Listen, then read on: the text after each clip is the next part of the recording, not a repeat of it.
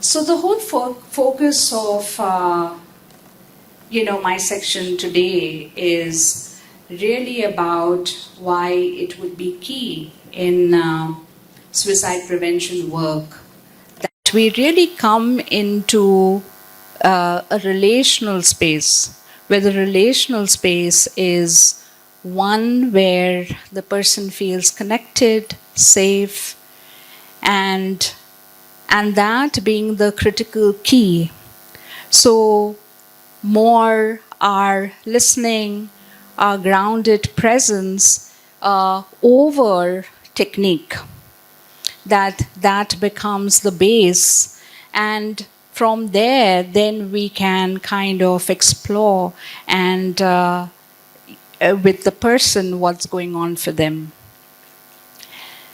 Now, in order to establish this relational field of safety, we really, really simple, it is simple and yet I think complex, is to just listen. And why the difficulty may arise is more that when we hear someone in distress, we want to help. We have an urge to reach out. We have an urge to want to save the other. Something in us gets awakened or wanting to rescue. And that sometimes comes in the way of actually building this connection that feels safe. So part of the listening is in terms of listening to the other, yes. And like Suhasini was sharing, that really based on like connecting follows these principles of listening. Similarly, I know a lot of other organizations where we follow similar principles of holding really a non-judgmental, accepting space. But what do all of these things mean? What does it mean to be non-judgmental? What does it mean to be accepting, right? Which is not an intellectual concept, right? We are not trying to be non-judgmental. We are not trying to be accepting. We just are when we are in that space of listening. And so the movement really needs to come like from trying to understand to really connecting. So it really needs to move from the head to the heart. And this is the connection that we are really kind of talking about. Listening to the other with our full attention, listening to the inner experience and world of the other, putting away our assumptions, our beliefs, our judgments, and really turning to the other with a sense of curiosity, genuineness, genuine interest in what is it like for them. Even if that means being in a high emotional distress. Even then, can we hold this attitude? Okay, so that's one part. The other part of a mindfulness-based approach in listening is also to know what is happening within us as we are listening. So our listening and our responsiveness is not coming from our conditioned responses, our knee-jerk reactions, that we are able to catch it as it arises. Very often when we talk of non-judgment, we talk of, it's not like we are trying to be very saintly, right? There would be judgments that arise, but can we notice it as it arises? It's only then that we can keep it aside, right? Yeah. So it's not about not having any judgments. By we would have something arise within us. We it would another person's story, another person's experience would evoke something within us. And can we notice that? Yeah. Can we allow our own humaneness in this interaction as well, but keep the attention on the other? So we'll do a little kind of exploration, maybe, or what this might be like, all right? And we'll do a little listening exchange.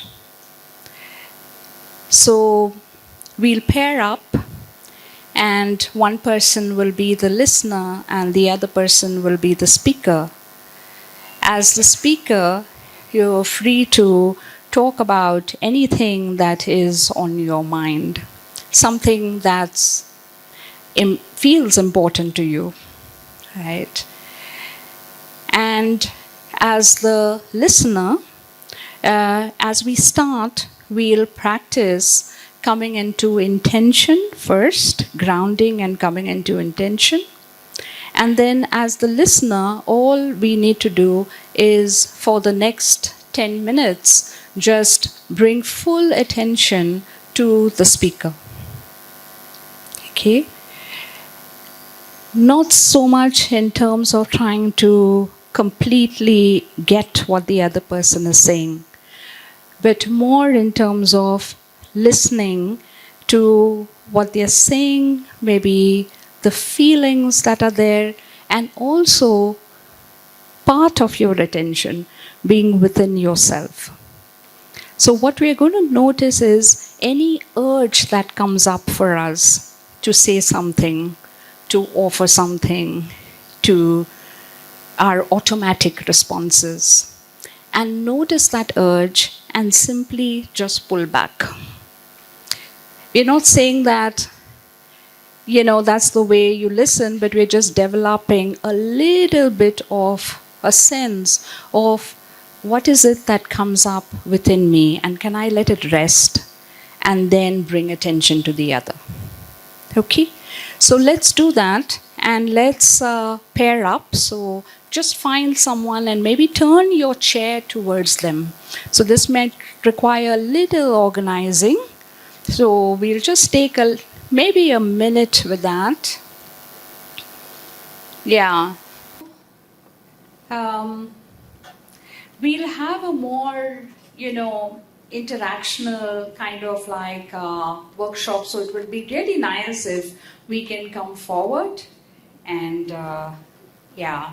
It's probably something that I see a lot of familiar faces, so we are aware of, but it's always nice to revisit and revisit.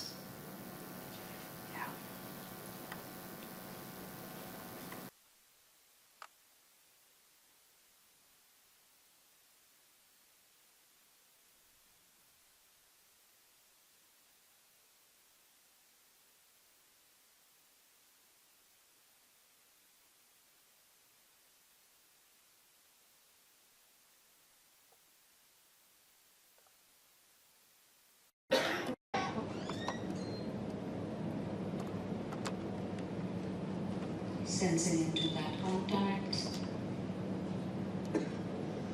settling in that contact.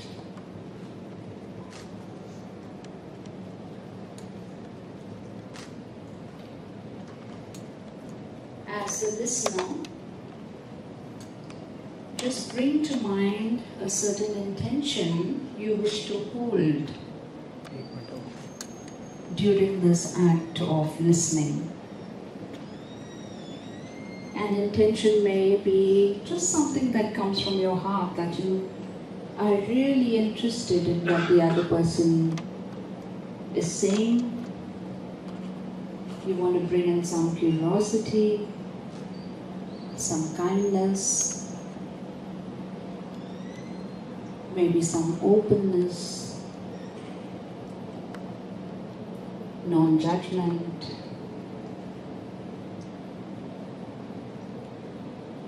But we want to hold that space with a sense of care, because whatever the other person is sharing is important to them, and we want to receive it in that way. So see, what is it that comes to you as your intention? What's the feeling that you're in touch with right now? And so just let's take a 30-second silent pause, just sensing into yourself, your body, seeing what you're in touch with.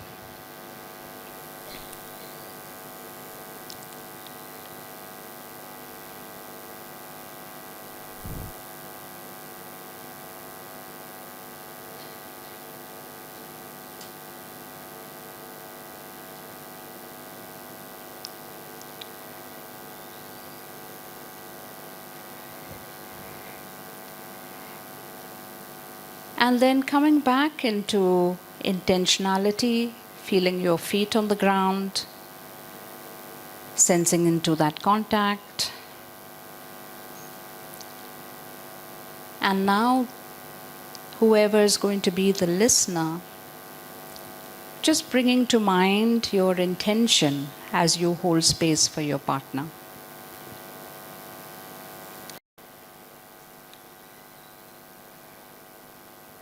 Whatever is the attitude that you wish to hold in this listening.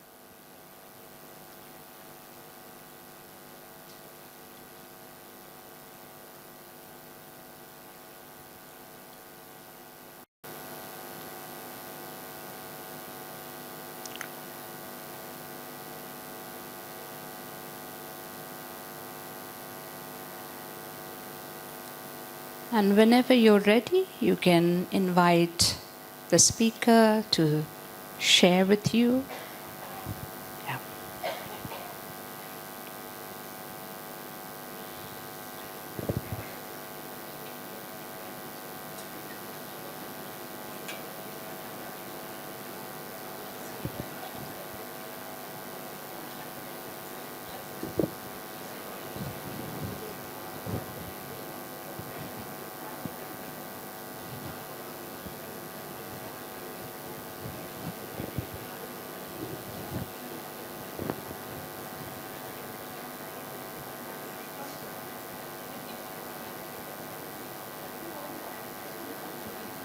And as the listener. Just acknowledging that. Just acknowledging whatever is here for you.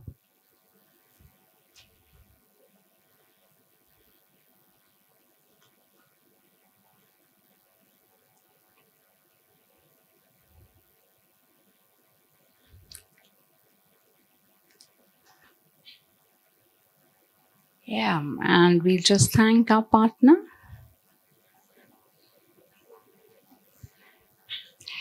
And we can just share, and maybe we'll need the mics just to take some responses as to how was it, what did you notice as the speaker, how was it to be listened to? And as the listener, what did you notice in yourself? We were to notice the urges that come up to speak, as well as how it was to bring our full attention to the other, right? So let's go with the first. How was it for you to be listened to?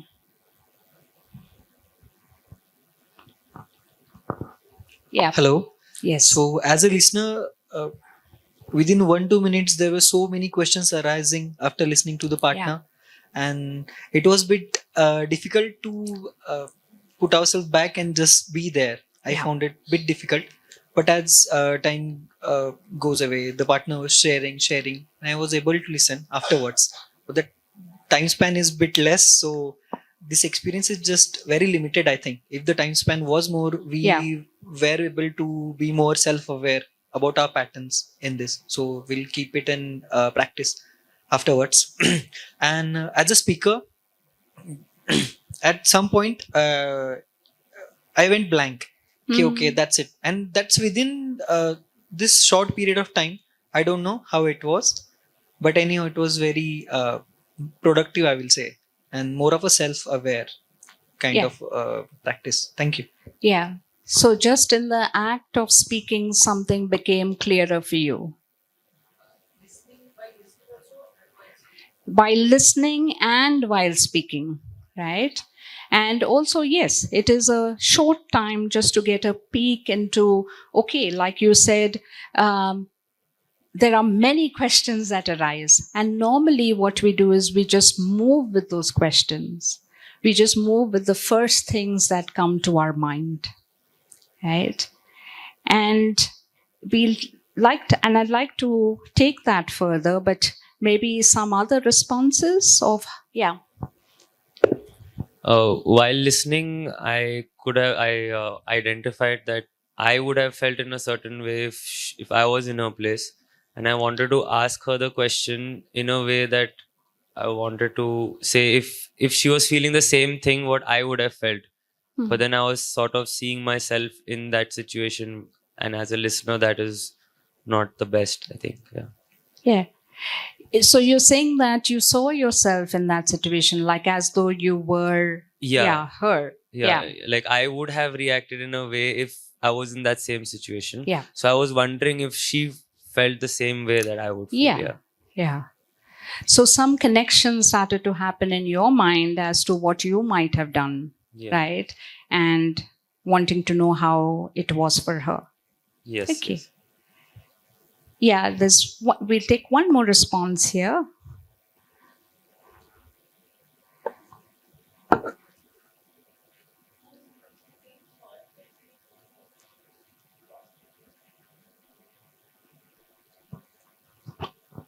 Hello, everyone. My name is Nikita.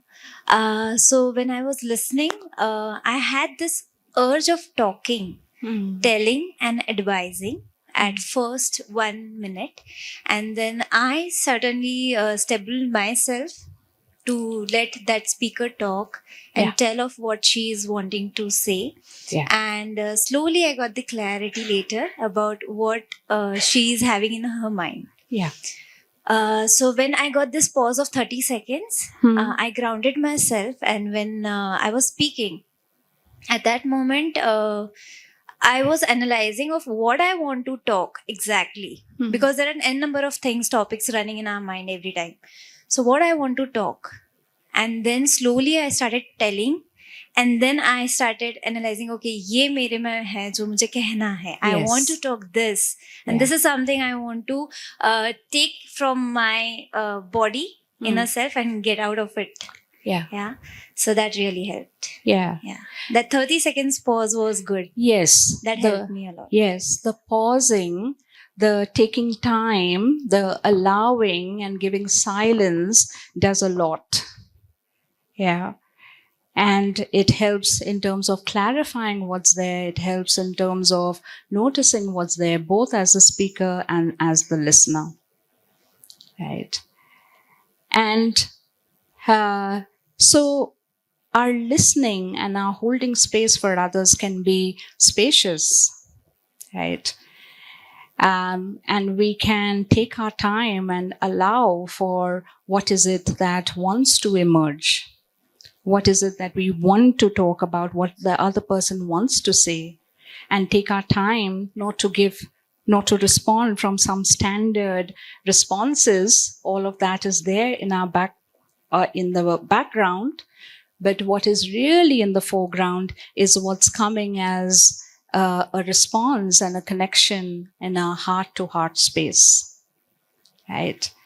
Now, while we may see and experience, maybe we can do this very easily. Maybe we start to notice the things that kind of come up.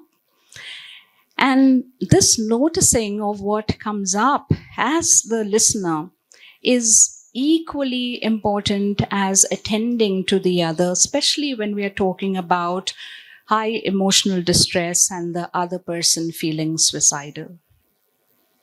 Because one is, of course, we are paying attention to what the person is saying. not saying between the words, and our silence and our pauses and our taking time can help us to do that.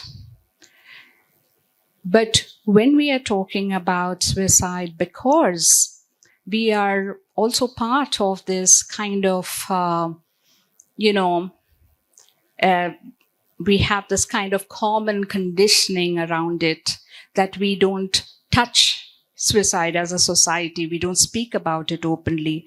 And of course, there would be that conditioning also within us, right? And that can bring up a whole lot of things within us, like fear of moving into that, wanting to quickly rescue the other person from that situation, from those feelings, and something about, giving advice. Yeah, that's why it's so, I like it, connecting. We follow this principle of being non-advisory. And it's so really important, because often when we are giving advice to the other, trying to rescue the other, it's more not that we are trying to rescue the other, but we are trying to rescue ourselves from not feeling those feelings, from not connecting to that despair or that pain that might be there for the other.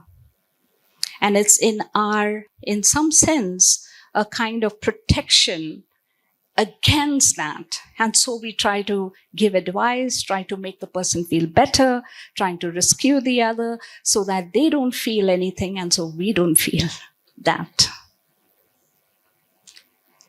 And yet,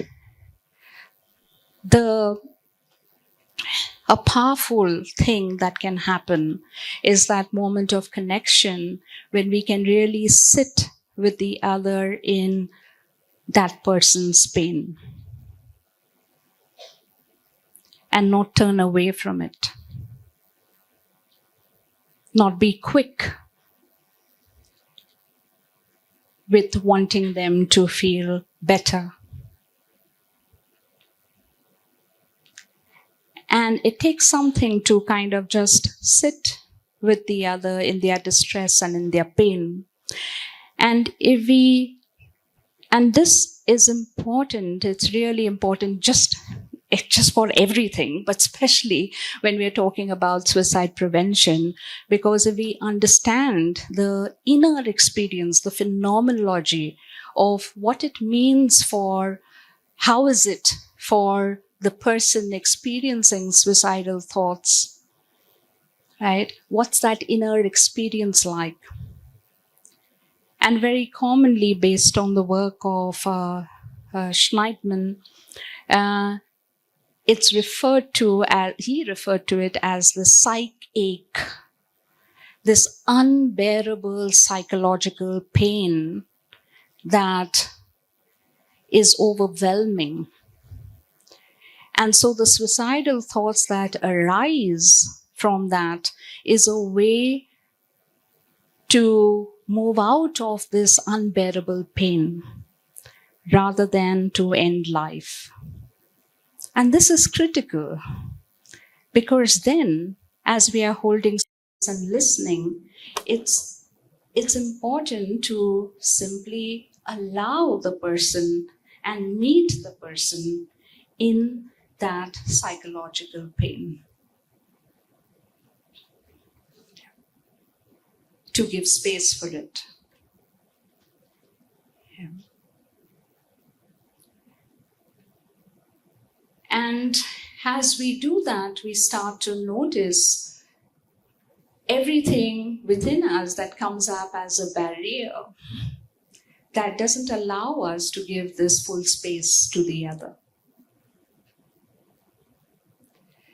So if we were to simply listen, right, we might be able to also observe what the other person is attempting to say. Because very often the person is not going to say, sometimes they do, sometimes we do. We can say directly or tell the other that yes, these are the thoughts that are going through in my mind, especially when the space feels safe. Okay. But very often it's kind of conveyed in many words. Okay. It's also conveyed in behaviors. Right. So we spoke about the psychological pain that is there. And we'll just touch upon some aspects of it, and over the 2 days there will be more that will be kind of maybe uncovered. One other aspect of this inner experience of someone feeling suicidal is what's called as this triad of helplessness, hopelessness, worthlessness. Right? That there is that inner experience of feeling helpless or hopeless or feeling a sense of worthlessness. Now, let's explore how this might show in terms of what the person says verbally. Okay? What can we observe and notice and how it may come. And so maybe we can just share how do we think that would come across? How will the person express in words that they are feeling helpless or hopeless or worthless? Yeah. Give a mic. Helpless कि अब कुछ हो नहीं सकता, nothing is going to happen, you know, everything has fallen apart. Everything has fallen apart. Yeah. That could be everything has fallen apart. What else? Yeah. Example of worthlessness, maybe verbally it will be if rejection, strong rejection from the person, or anything that the person wants so badly, then they will feel so much worthless that I'm not the one, or I'm not capable of it. I'm not capable of it. I don't deserve it. Yeah. Life would be better off without me. My family, friends would be better off without me. Yeah. Who would miss me? Yeah. More examples of helplessness, worthlessness. Yeah. What's the point? Yeah. If I'm not around any longer, then they know my worth. If I'm not around any longer, then they'll know my worth. Yeah. Nobody gets my worth.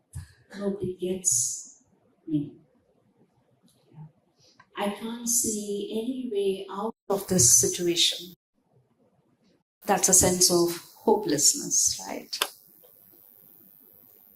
Yeah. Maybe even like, it's okay, I don't care. I don't care. They backstab me, I don't care. Because it's a hopelessness. They can't find a way out. They're like, grin and bear it. Yeah. Maybe that sense of indifference to the consequences. It's just the words. It's not an indifference. They are saying that actually don't care. Yeah. It hurts so much that there might be this kind of numbing and a kind of sense of, I don't care anymore. Yeah. Okay. मैं कुछ नहीं कर पाया. I couldn't do it. I couldn't do anything. I'm a failure. Yeah. It can be no validation or acknowledgement about me in my family or my friends or anywhere around. So that validation or acknowledgement not happening. Yes, the validation. So that engagement is not there. And Yes. it has been not acknowledged as in नहीं रही या नहीं हुआ तो भी ठीक है. Like, Yeah. ignored basically. Like I don't know whether I matter. Yeah. Because my feelings, my existence has not Has really not been been validated. acknowledged Yes, Yeah. acknowledged and by validation. the other. I don't experience it. Yes. Yeah. That's not to say it's not, maybe the family, the friends validated in other ways, but maybe not in the way this person needs, right, at that point of time. Yeah. And so there is this lack of acknowledgement that may come across as in words of I don't think I matter to anyone. It doesn't matter. Yeah. All right. Yeah.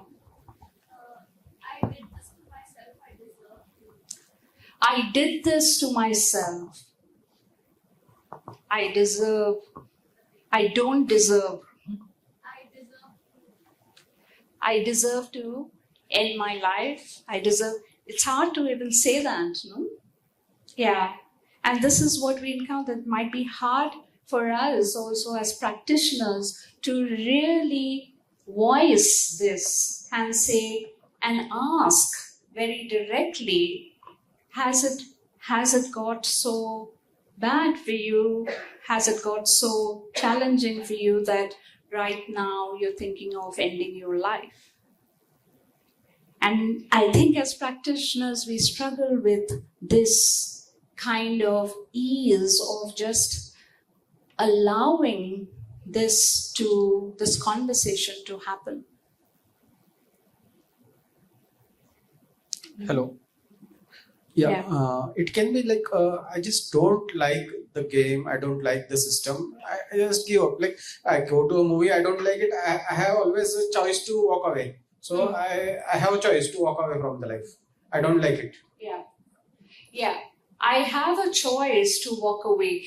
And I think maybe Irina can talk more about this in terms of what the suicidal ideation actually does, so the functionality of it, and the sense of choice that comes in. Yeah. So sometimes when people are feeling suicidal, and sometimes when that has grown as a possibility, that is called, this constriction of thought that starts to happen and narrows down to just the option of coping, yeah, as a way of coping, that death becomes an option more and more, and then it becomes, and it seems like a choice, and there is a sense of, maybe the sense of relief at that idea that I can end this. But let's go back to this kind of thing, that the ending is not so much the ending of life, but wanting to end that pain and that constant kind of thought process that I've been struggling with for so long. Yeah. And then this seems like the only option. And for someone to give space to really be able to talk about it, for me to be able to say, as a speaker, to say that this is what I'm going through, that by itself is huge. Yeah. And it gives and our asking gives the other person the permission to share. Yeah. So we have to work with our own inner kind of, what comes up in us around this, and our fear. Yeah. Our fear that can be very deep, because when we are talking about suicide, we are also talking about touching into our fears of also talking about death and dying and everything related to that, which as a society we generally don't touch. Yeah. So we are touching into many, many deep layers that we are holding as a collective that arise in that moment for us. Yeah. And yet it is very, very important to ask, even if that is really seems like this choice for this person, because one of the aspects of this inner experience of someone feeling suicidal is that there is also a sense of ambivalence, right? Like, I want to end my life, and yet there's also a desire to live. And we kind of hold the space of this ambivalence and give it that time and space for the person to explore everything around that. Okay. So, yeah. The self-esteem can be so low that even if someone is giving care, they might feel that they don't deserve that That's care, true. and I will project and I will sort of lash out on you just to push you away because I don't deserve that care. Yes, that's right. So it is the inner subjective experience of the other, right? And I think, like someone else had shared, that it's not like maybe there is care and support, but the way I receive it, the way I perceive it, it may not be in line with what I want. And when someone is feeling suicidal and they're trying to express it, it is also a way of communicating that something is not feeling right, something is not feeling okay, or I'm going through something very overwhelming right now and I really need support here. Yeah. And in order to listen, really listen to all of this behind the words, we need to really settle in ourselves again and again and again. And that little pause that we did helps us to do that. Yeah. Sense of guilt and the shame from the person. There's a sense of guilt and shame in the person for having those thoughts. No, not having those thoughts.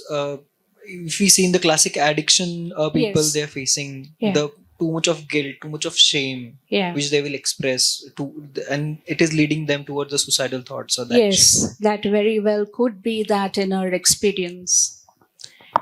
And so I'd like to, really hold this for us in terms of really coming into this listening, and where it's really that not just a building block for something else, but it is really that's a space from where we are really with the other, and the other can feel us and feel our concern and care, our genuine concern and care, and we can feel the other person's experience, sense into it.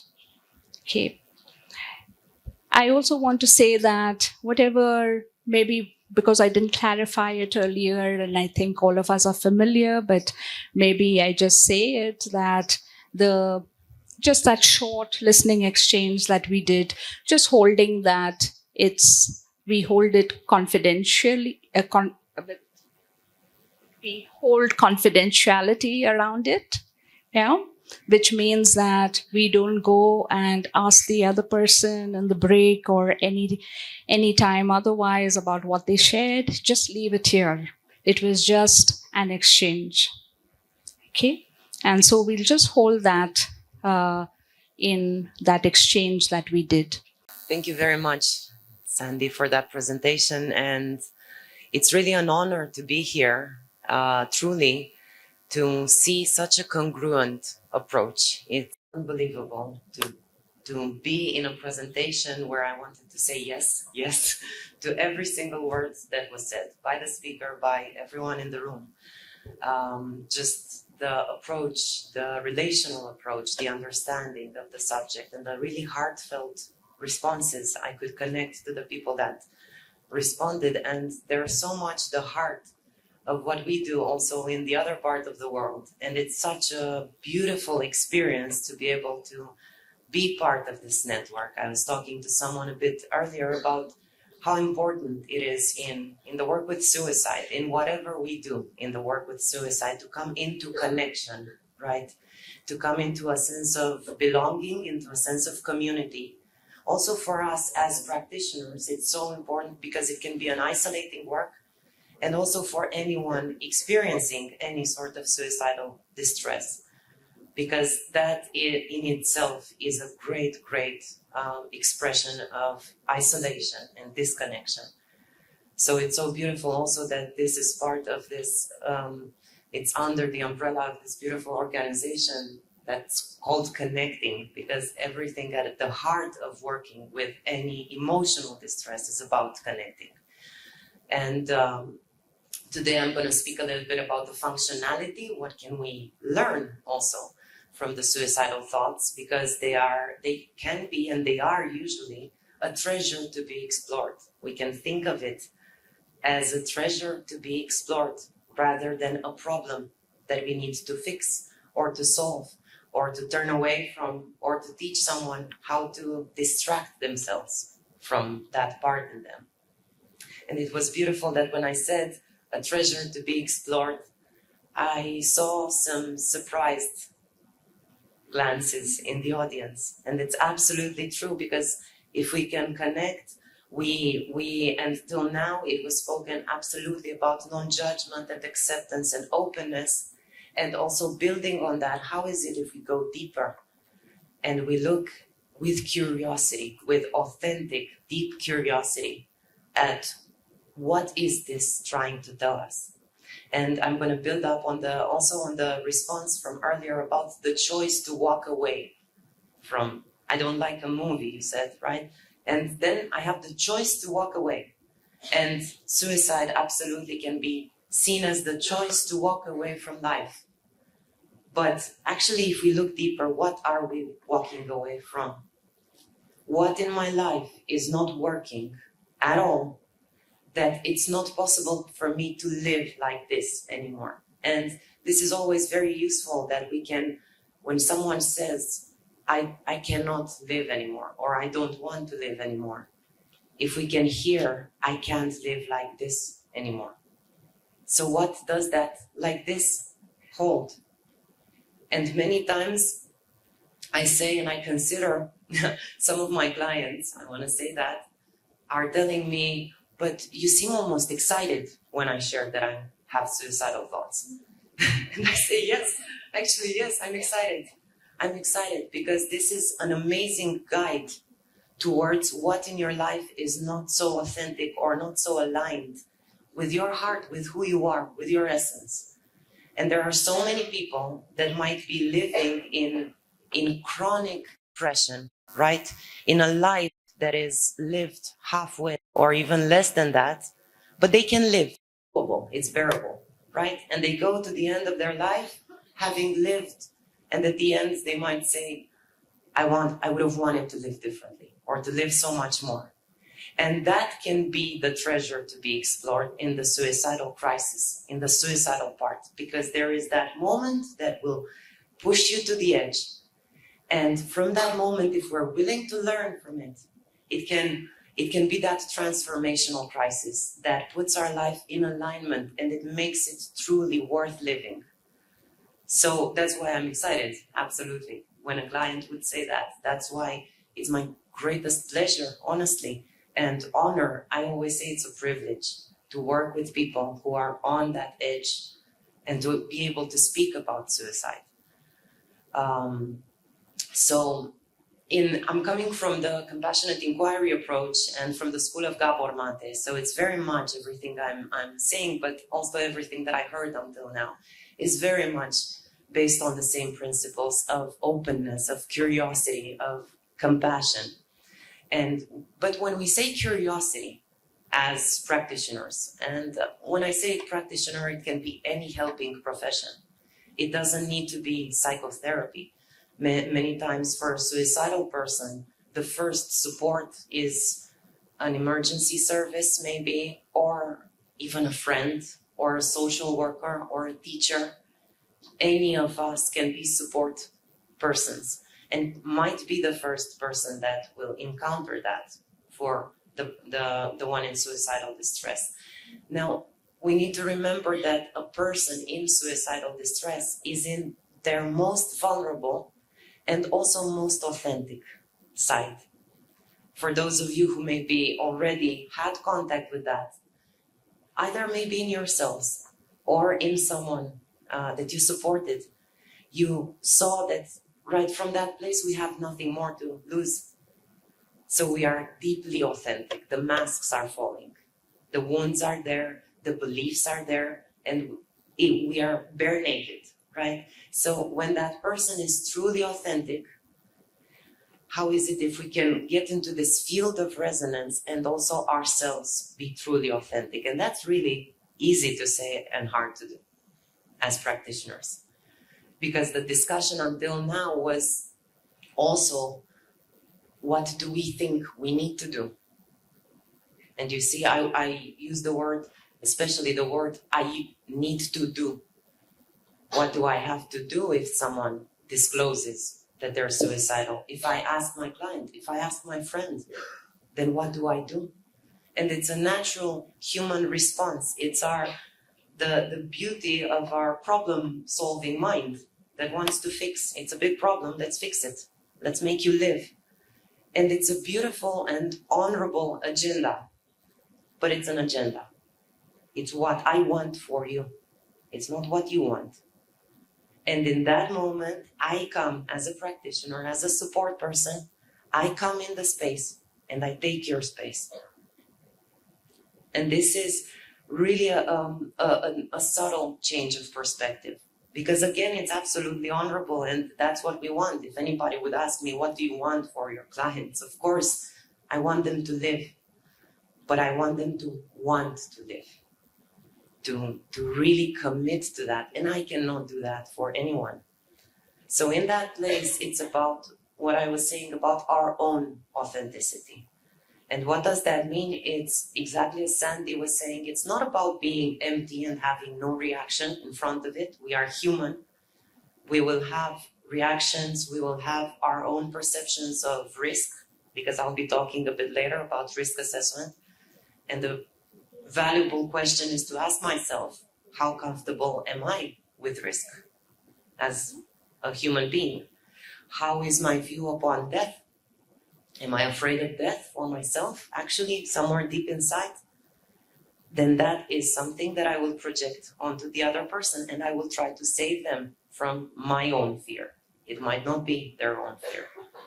So that is the true curiosity, and the true authenticity is when I take a step back. A great teacher from the IFS, the Internal Family Systems, is saying, with working with suicide, he's saying, actually, all you need to do is take yourself out of the space. Just let that person be. Take yourself there. You don't need to do anything. And Gabor Mate is talking very much as practitioners that we want maybe to move away from who am I in the space with this suicidal person. Not who am I, but how am I showing up? What is the nature of my presence? That's all. Not what is my identity. I am the fixer. I am the therapist. I am the healer. I am the support person. Whatever I think I have to do. It's not about doing, it's about the state of being. And exactly as you already played a bit with, and I'm sure you're familiar with this, in this exercise that you did, which was all about presence, right? And it was all about knowing and being aware of what is inside of me. Because as I was saying, we will not be empty in front of another person. We will, and we'll explore a bit later that in an exercise. Who do I think I need to be? What's showing up for me? What is my experience? It's okay if I have fear. It's okay if I have a client and they're disclosing that and my breath stops for a second. There's nothing wrong with me. I'm not a bad therapist. It's just about bringing that mindful attention to that and being able to connect with that person from that gasp where I am and coming back and listening to them. So if we're talking about safety, actually what we've seen is that most of the let's say safety measures that are being done, I would say in general, this is such a different space. But in practice, worldwide, usually in clinical practice, it's still very much implemented this reactionary-based approach, fear-based approach. So if someone will disclose suicidal distress, they will be met with safety protocols. maybe sometimes even the safety contracts, which are in some way a bit hilarious, to be honest, because they are asking you to sign that you will not take your life. It's actually still being used in psychiatric hospitals in UK. So it's amazing that this is really done still. And it's not to judge anyone that does that. It's just to see with the same curiosity, why do we need to do that? Why do we need to ask someone to sign that they will not be here anymore? They want to not be here anymore tomorrow. So if I come as a practitioner with safety plans, before that person is agreeing to have a safety plan, then who am I actually protecting in the space? Myself. It's not about the other person. It's about my own fear. It's about my own issues, maybe of liability. Maybe I don't want to, of course, it's the greatest fear of a therapist. Maybe of a human being, as you're exploring also the fear of that, what's showing up for me. But the attention is on me.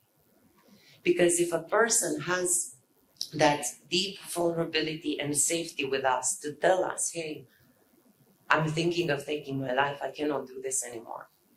And we meet them with, oh, I will give you some possibilities not to do this, and we do, and we go for a walk and we do this.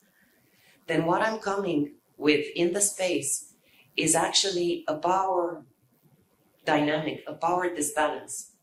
Me as that practitioner is coming in the space and telling you that what you want and you feel is best for you is wrong.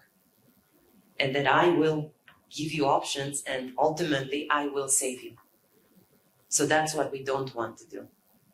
And that's why a lot of the safety protocols are not working. And the first people that are saying that actually are the emergency service people that are seeing the same cases, and they're the first line responders. And they will say they had all the plans. We're asking them. They had all the plans. They had all the protocols. It didn't work. Why? Because the person was not on board with using them. We can give them this much of protocols and tools, and most suicide prevention trainings are based on that. Are 1 day or 2 days of tools, and of course the tools are important, but only afterwards, after I can establish that deep safety and connection with the person, and to really be sure that they also want to commit to those plans. And then we are co-creating. I'm always talking about the safety in this space is not a creation. I will create your safety. It's that we are co-creating this safety. You are creating the safety. And also I use this in the work with suicide. Gabor Mate, maybe you know, who is a great expert on addictions and trauma, right? And he's talking about the opposite of addictions is connection. And he changed the view on addictions so much in the last decades, from those rehabilitation programs where the addict was met with what's wrong with you? I'm going to fix you. I'm going to give you all these substitutes. And he shifted towards what happened to you, not what's wrong, but why the pain and how do I meet you there? And then he says that the remedy, the medicine to addiction is not another substance, it's not a program, it's connection. And that's what we can say, that's my belief, that we can say the opposite of suicide, as I was saying in the beginning, is just bringing ourselves back in that connection. And talking also from a personal space, because for me it's always so interesting and in some way ironic that I'm talking so much about risk assessments and what safety means. And I'm coming in this work from a personal place. I got the education later, but 15 years ago, I was someone struggling on a daily basis, chronic suicidal ideation, while already having a good career. I was very high functioning. I was very successful. I had kids, and still that was going on every day. And I was having a therapist, a great therapist. He's very famous in my country. He did nothing wrong, and he never knew any of it. I never said anything. And then I had an attempt, and the therapist felt so bad that he said, but I could have helped you with all these tools that I have. But we never got to that. He never knew anything. Because somehow in our relation, in the therapeutic space, the safety was not there for me to actually disclose that. From there, he could have helped, but that's what we want to create. The true safety is not, it's that connection. It's not the absence of threat. It's the presence of connection. So the threat will be there. The pain for the person will be there. We don't want to try to fix the pain. The threat, what's happening in their lives, the stressors in their lives will still be there. But the safety does not come from the absence of those stressors. It comes from being supported, feeling yourself supported, right? Now, I'm very curious, just building up on the first part and a bit on what we touched upon now. If we can all open a bit of conversation and really explore, I guess many of you were already in contact with people experiencing suicidal distress. And if not, for those of you who have not, just you can imagine that space, right? That's why we're here. So if you imagine, or if you recall a moment when a person told you that they want to take their own lives, and breathing as you listen, as you did a bit earlier, grounding in yourself, breathing deeply. Just notice what shows up in your body. We're looking at body, felt sense. What is coming up? We can look then at emotions. What emotion comes with that body sensation? And anyone who wants to share, please do. Yeah. Heaviness on the chest.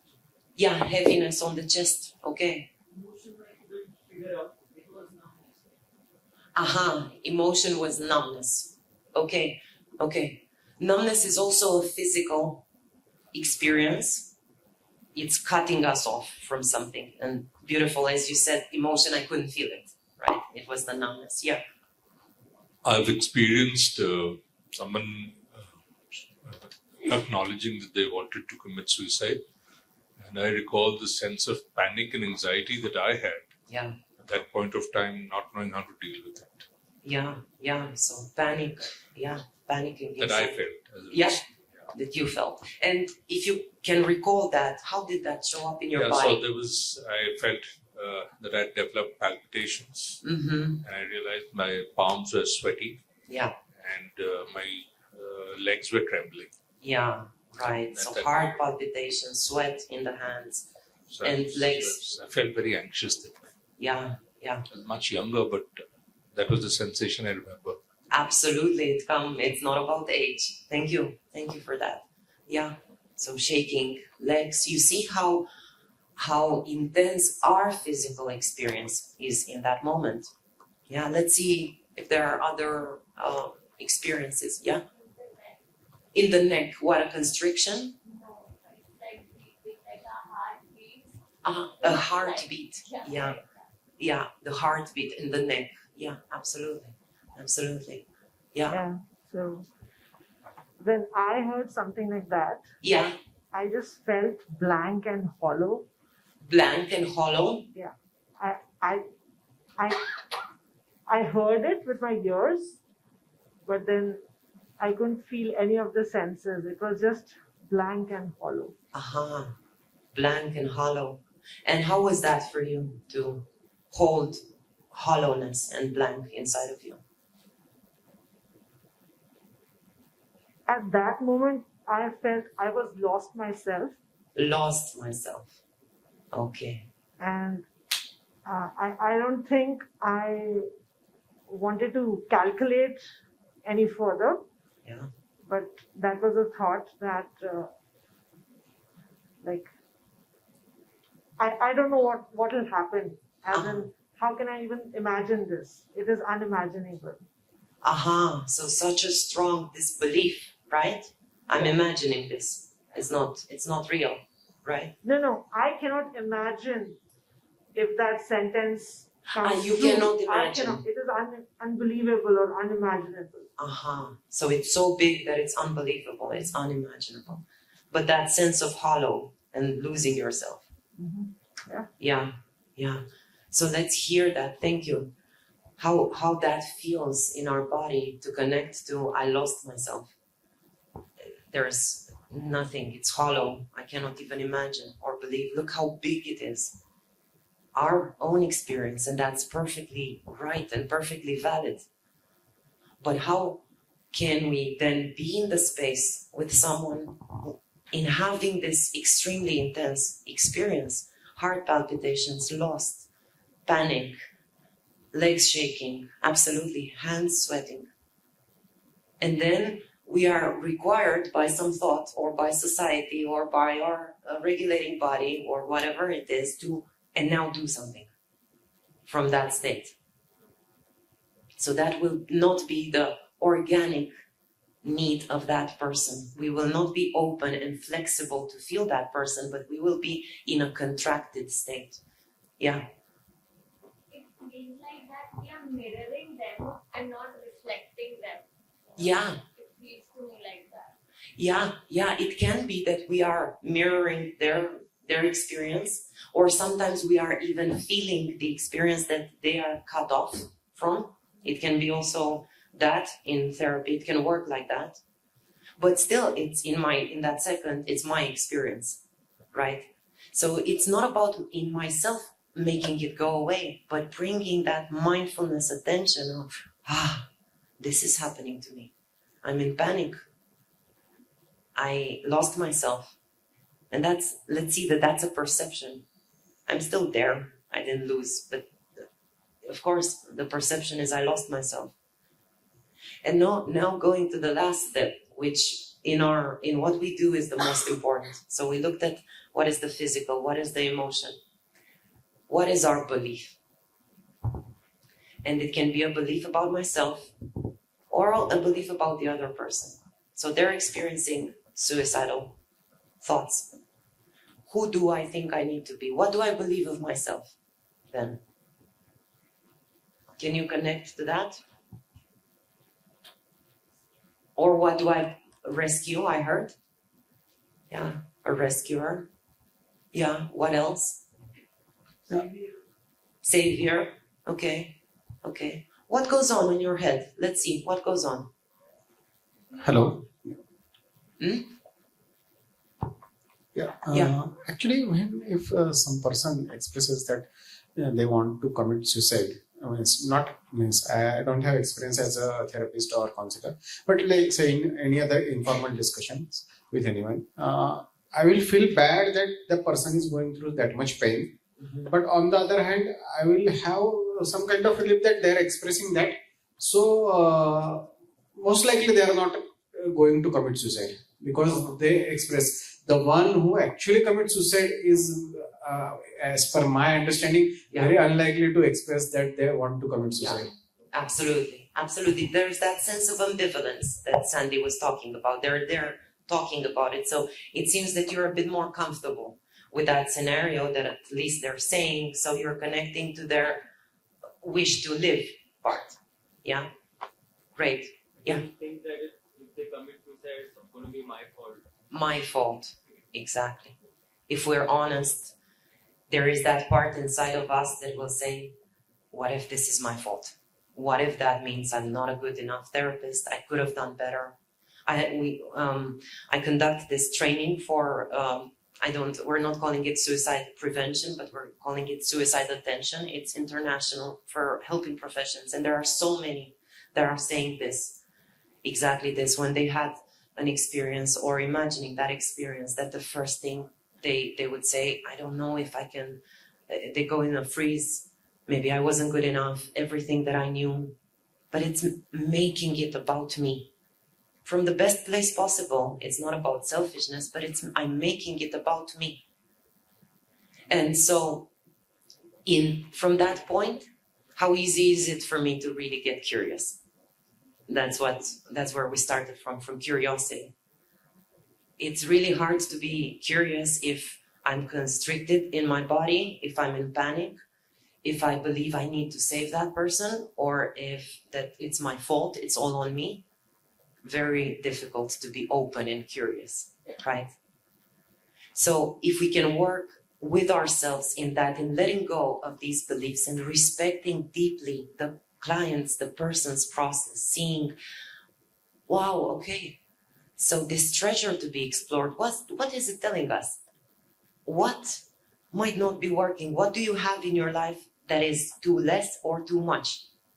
Suicide is always about that. There's either too much going on in my life or not enough. Maybe I don't have connection. Maybe I don't have spiritual connection or connection to self, or I'm isolated, or maybe I have way too many roles in my life and I have to do too many things.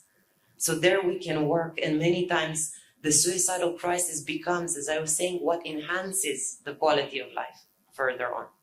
And in the work with suicide, that's the most important step.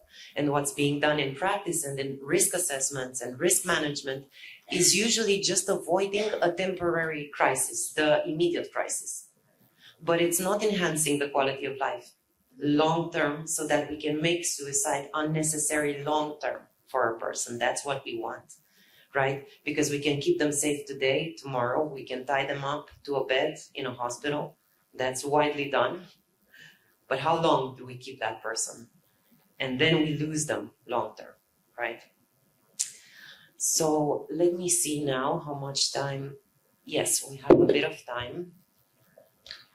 And yeah, if you can project I want to walk through, yeah. So this is a clinical tool that we use and that we created in this training, but I wanted to offer it as just as possibilities. You can take from here whatever really calls to you or inspires you or resonates with you in possibilities of asking, of inquiring with your clients. And this is something that I don't hand to my clients, because I don't like so much this idea of giving a homework. Now that person disclosed this raw point inside of them, and I give the paper and say, yeah, there are some, fill in some responses there. But you can just think about some of these questions and explorations and really offer them to the person in that moment. And the first disclaimer is about what we found also in the standard assessment forms for suicidal risk. There are a lot of questions, for example, for people who experienced already, who had suicide attempts. There are questions which ask, how was that attempt? What did you do? And so on. So many details about that. And just being aware that that can be highly triggering. So when we want to talk with a person, we don't want to go into the details, but we want to go into the felt sense. What were you trying to do, to achieve for yourself? We're turning it into this story of resilience, which is true, a survival, and the deep, deep courage of that person to have broken some loop in which they were. And we're not interested in what was your means, how did you do it, and other such details. So just being aware also of that. And what we want to do in the safety is just to be sure at first, before journeying into anything, that that person, just as we feel, is stable enough to journey also. That's another, I would really go into saying a mistake in a lot of practices, is that we are not ensuring that the person is really stable in that moment, and we're coming in with details, with questions that might be overwhelming for that person in that moment. And then if we're therapists, for example, let's remember that we have the clients today in the session, and then we don't see them for a whole week. So my focus primarily is not on what do we do in this session today, but on how are you for a whole week after? What am I leaving you with? Yeah. So here you can play with these. Of course, we want to check if they disclosed already in a previous session. We want to follow up on that. When a person told us in any way, in any language, that they feel they cannot go on anymore, that curiosity and that connection comes also from not asking formally, do you have currently suicidal thoughts? But how is that for you?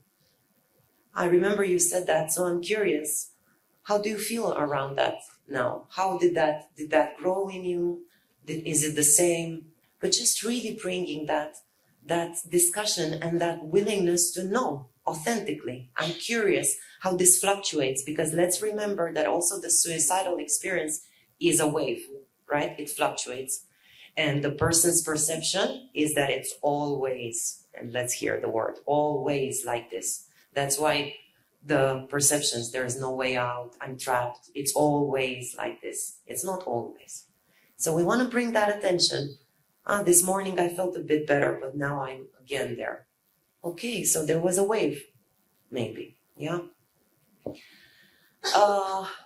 We did introduce, I'm not personally very fond on the scale. This is in the risk assessments, but also from my experience, I know I would have never been able to give a grade to my suicidality. It's 7 today. Yesterday was 4.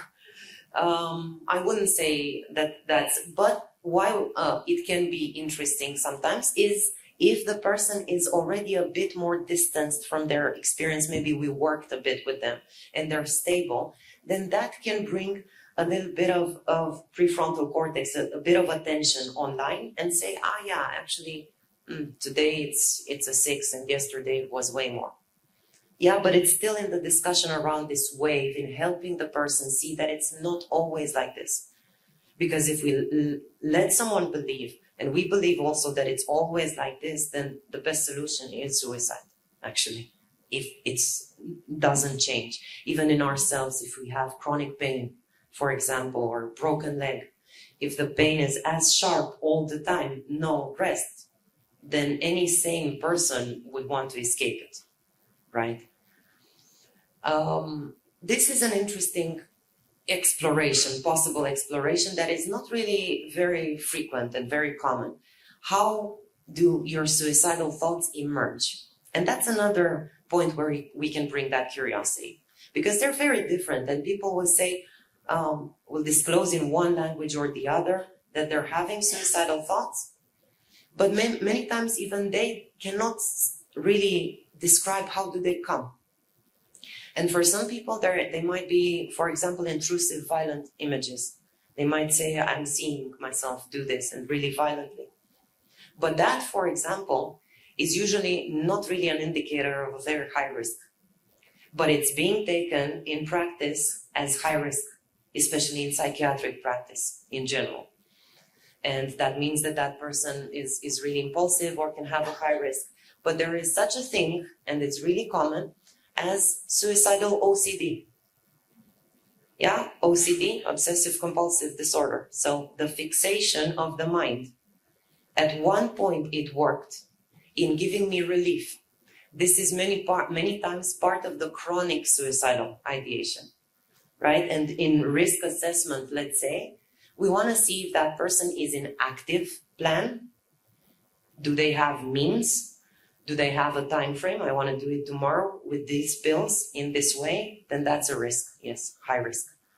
But if it's passive, I've been feeling like this for years, or they come, these images, and then we can ask, okay, and how do you feel when they come? And usually the response is, at first I'm scared of them, but actually I feel relieved afterwards, because they bring a feeling of relief.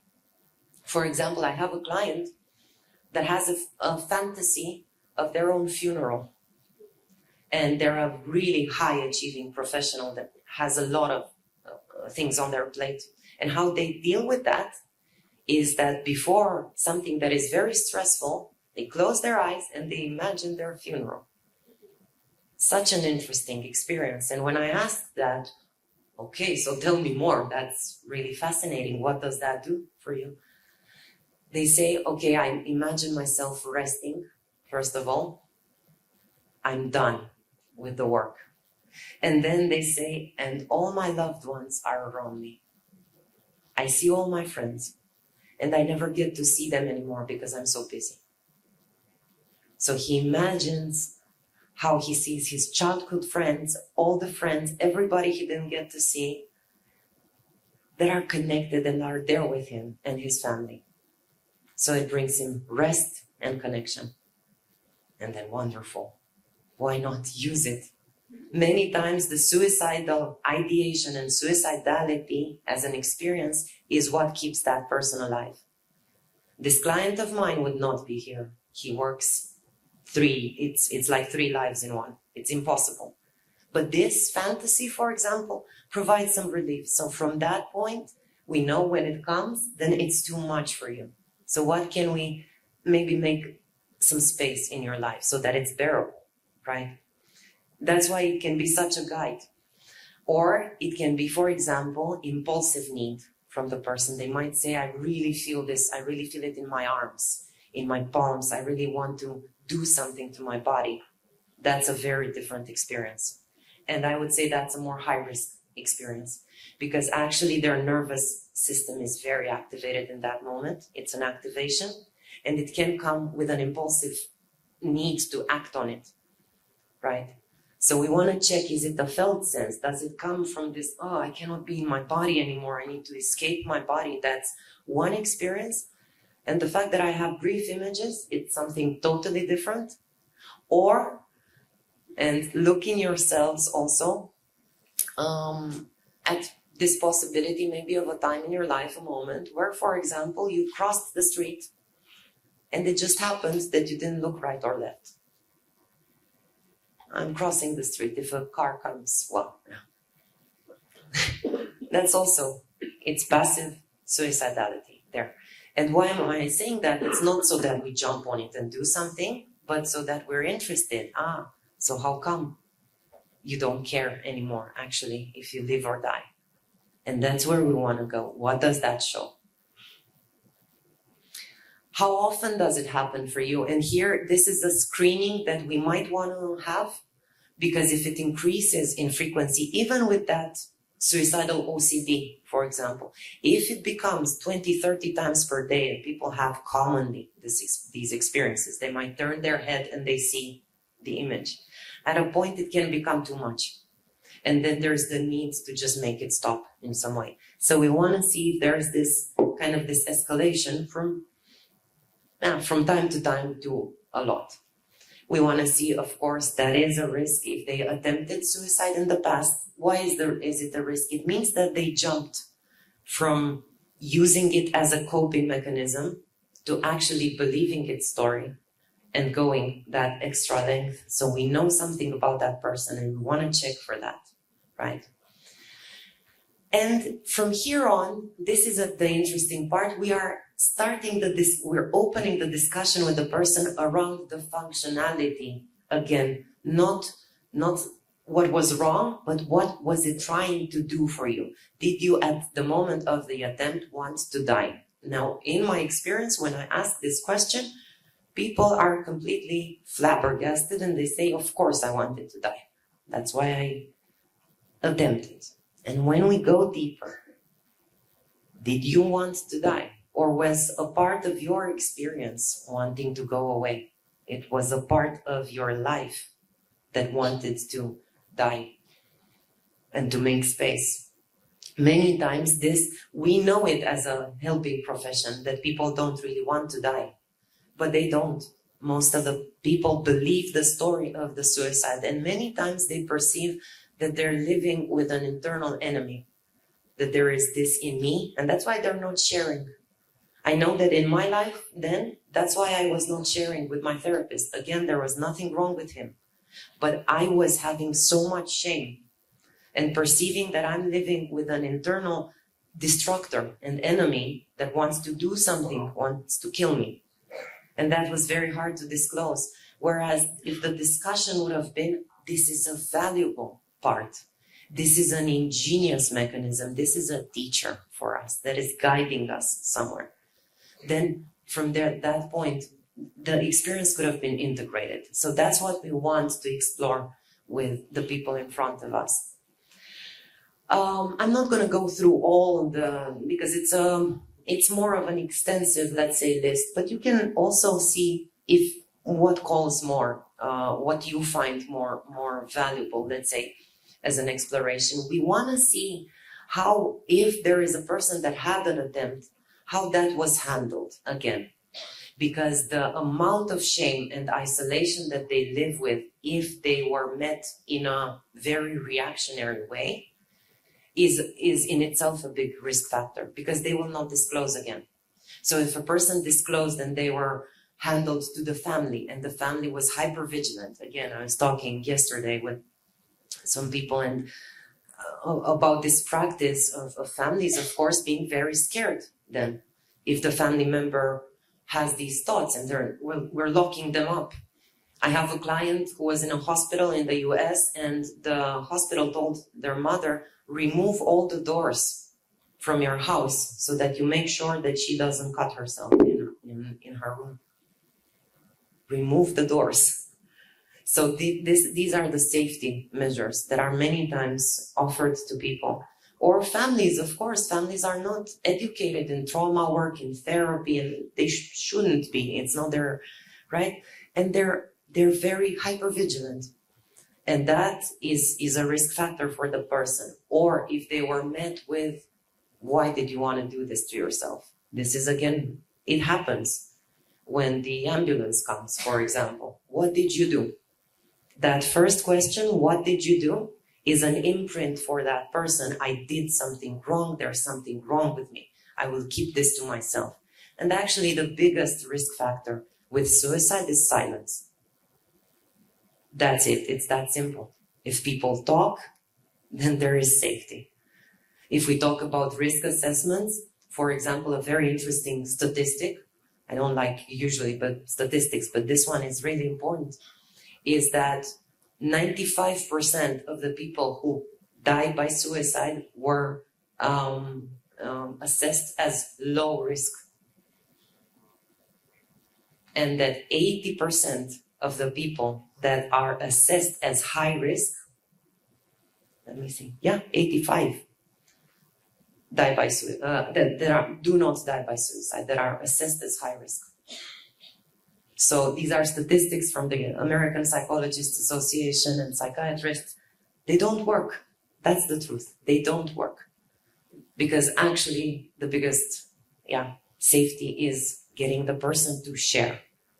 And we need to be aware of what was the history, especially when someone had suicidal thoughts for a longer time, or since they were a teenager maybe. That is a very frequent experience in the hormonal changes in teens. And then if the mother, the father was making them wrong and vigilant or reacting badly, that is something that they carry their entire life. And that person might have a suicidal attempt at 45 that was actually very much fed by the way they were handled all their life after that moment. So that's what we want to unravel, and we want to integrate. We want to practically reframe that isolating experience that they had in a way that brings them back into connection and into honoring their experience. Here we go to, did you feel safe to disclose with anyone? That's another indicator. Do you have a friend maybe that you talk to about this? Did you ever talk to a friend? If not, that shows us a lot of stigma and shame. And here we can go into seeing how long does the ideation go back? When did it first appear? And here we can help the person see, when did it first appear? They might say, I don't know, I have it forever. Let's journey back when you were 10. Can you tell me something from then? Was this happening? No. Okay, let's go. And maybe then they see that I was 14 and I was bullied at school and this was the only way that I could cope. And we've got there the indicator, what is the suicidality doing for them? Because suicidality can have so many functions. It can be for some people freedom, a freedom that they never had, from pressures, from society, from family, from roles they have to fill. It's an escape. It can be a rebellion against the same pressures, I will show you. And we explored a bit earlier what is the hopelessness, helplessness, and the answers were so diverse there, right? I will show you, or I will get revenge on myself, or I am worthless. My family will be better off without me. So many stories that are coming from beliefs. So that's what we want to unravel. What is the belief about yourself when you go into a suicidal crisis? That I'm trapped, that I'm a victim, that I cannot go out, or that I'm worthless, or that I'm bad. And that's what we want to see. What does it do for you? It's a very different functionality. We can get curious around the personal story around suicide. So how do you see someone who took their own life? Were they a winner? Was it a victory? Was it the one who got away? Were they weak? Were they selfish because they hurt their family? There are different stories. And we want to see what is the story there. Again, that creates the entire landscape of their suicidality, and that's what we want to work with.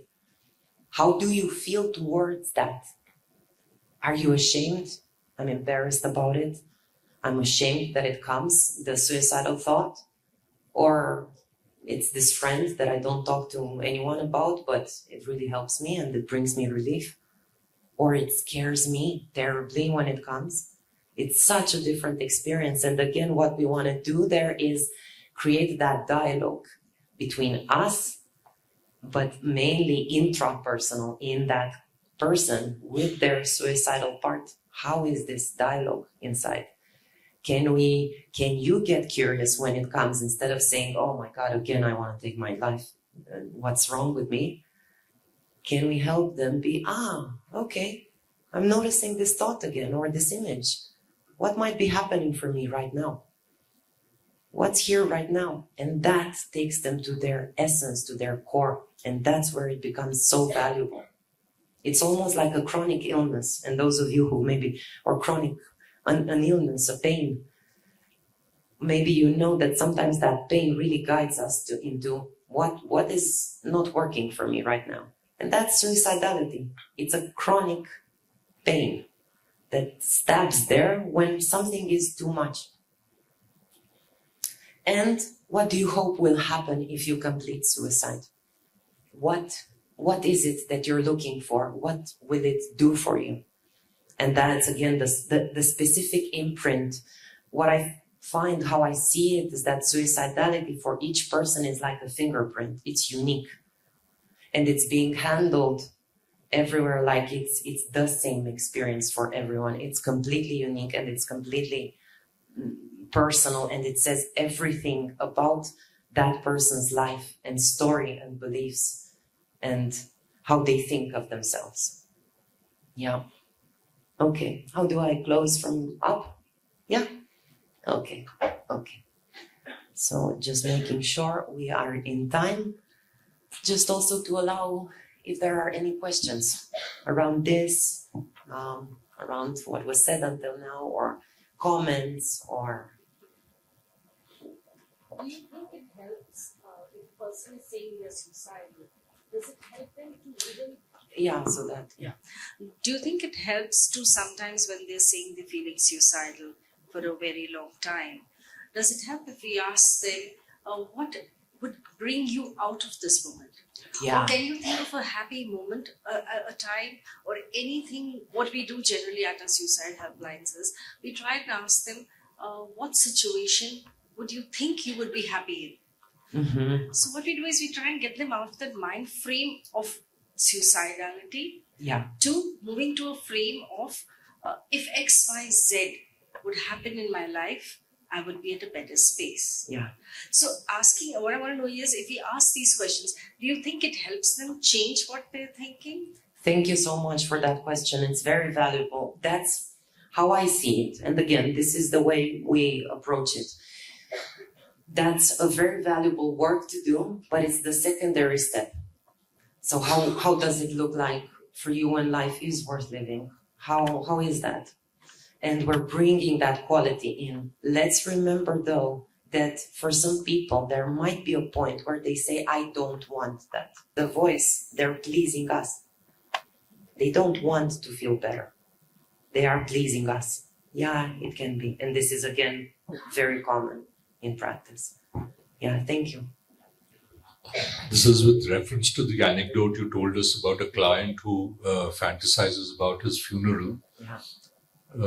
Could it also be the fact that he fantasizes because death is the permanency, and he feels that everything else can be handled with less amount of pressure and weight, because finally it won't matter. So I can take this well enough now, because tomorrow it won't matter. So Thank you so much for that offering. I did not explore that. Okay. So thank you for that. My client will be grateful. Thank you. I'm still working with this client. So beautiful, beautiful point of approach. And you see how beautiful that is, actually, that we all have all these, once we get curious, because this, what you offered now came from genuine curiosity towards that person. Could it be this for you? And you see, it was something that I didn't think of in those specific terms. And it could be, right? Thank you. When a client is very suicidal in the moment, is there any body work that you make them do, or is it only through words? Because sometimes they're not in the state to do any body work. Or Yeah. Thank you. Very, very valuable, that point also. What I focus on in that moment is the synchronicity between us. So not necessarily asking the client, so, okay, let's breathe now. Because for some traumatized clients or people, that can be very distressing and re-triggering. You don't want to sit somewhere, someone tells you to do something and they're watching you. And we want to come into synchronicity. Synchronicity is the medicine. So synchronicity of the nervous system. So for example, we might say, okay, I feel the need to breathe a little bit. Would you like us to breathe together now? And really regulating myself as a practitioner, and then checking, okay, now that I feel settled, how is the space between us now? But putting the attention on our connection, the space between us, and not on you. Breathe now, calm down now. Yeah, we have all these grounding techniques, of course, if people are very activated, and they're very important. But it can be very valuable to offer them in doing together. Yeah, look, what helps me and I would like to do now, for example, is pressing my feet. I'm wondering how this is for you. I feel more settled. But modeling it myself and inviting them into connection if they want. Because they can be very disconnected from their body. And that will bring in more shame. I cannot even regulate. Yeah. Thank you. Yeah. You mentioned about the contracting. Yeah. That we assign them that you will not take your life. Yeah. Even in Indian practice, it is verbal many times with the therapist that give the promise that you will not take your life anyway till when we are practicing it. So from you, it seems like it's not that effective, or it is not a good one. So what do you think will be effective, or what could be done instead of that?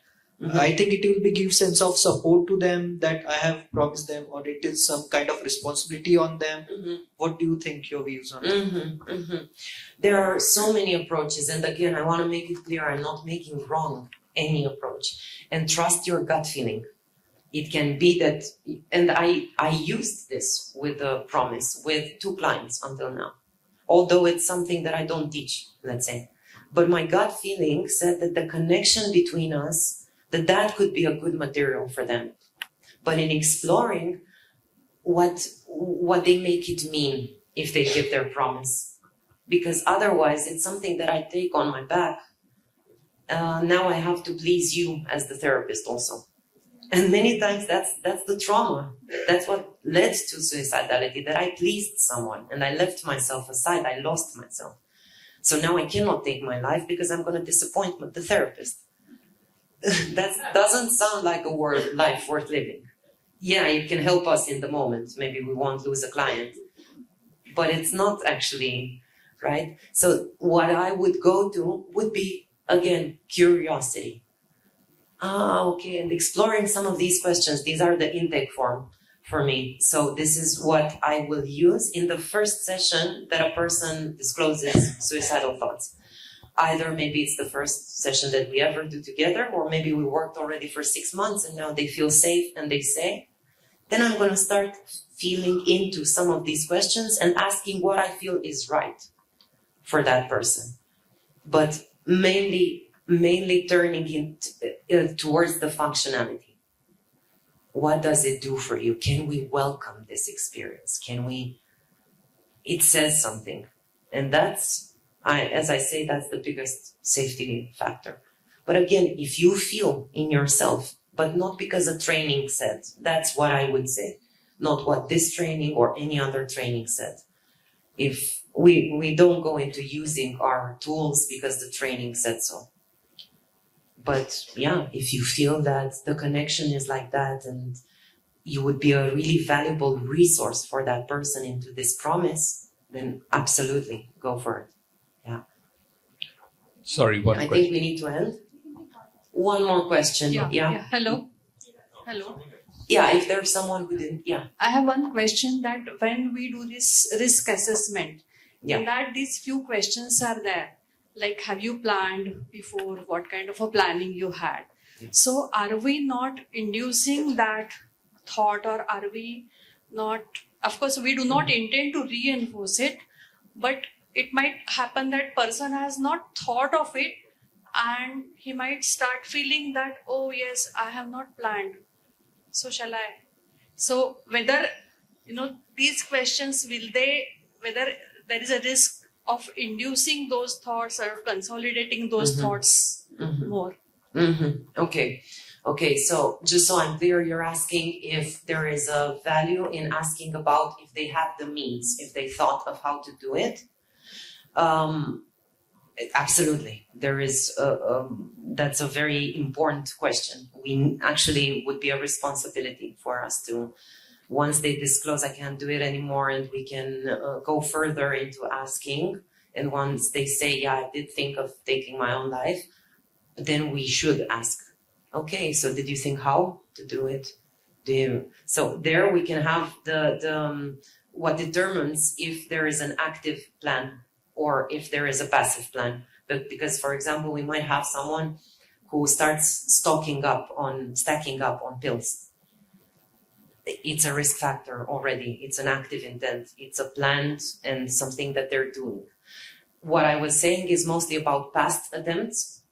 So if a person discloses that they had past attempts, I would say my way to work with it, again, it's just mine, would be that I ask further along, not from the beginning, if that was planned and how it was done, because it can be very distressing for a person to go back into their memory. It can be something that activates their traumatic memory, right? We know there is the emotional flooding, and we go back to the same mind frame. If they're not resourced yet, it can be very triggering for someone to say, yes, I did it with benzos and I took 3 and I did this. It takes them back there. I hope this answers what you were asking.